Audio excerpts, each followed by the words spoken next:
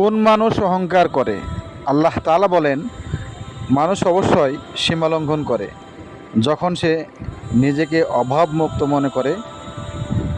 তুমি তোমার মুখ মানুষের দিকে অবজ্ঞার সাথে ফিরিয়ে দিও না, এবং পৃথিবীতে যারা অহংকারের সাথে চলে না, নিশ্চয় আল্লাহ সব ঘৃণা ও অহংকারকারীকে পছন্দ করে না। নবী করিম সাল্লাল্লাহু আলাইহি ওয়াসাল্লাম বলেছেন, যার অন্তরে সরিষার দানার পরিমাণ অহংকার থাকে সে জান্নাতে প্রবেশ করবে না।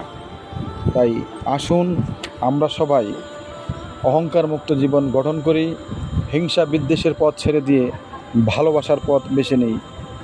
আসুন আমরা সুন্দর একটি পৃথিবী গড়ি, অহংকার মুক্ত দেশ গড়ি। আল্লাহ হাফেজ, ভালো থাকবেন। আসসালামু আলাইকুম ওয়া রাহমাতুল্লাহি ওয়া বারাকাতুহু।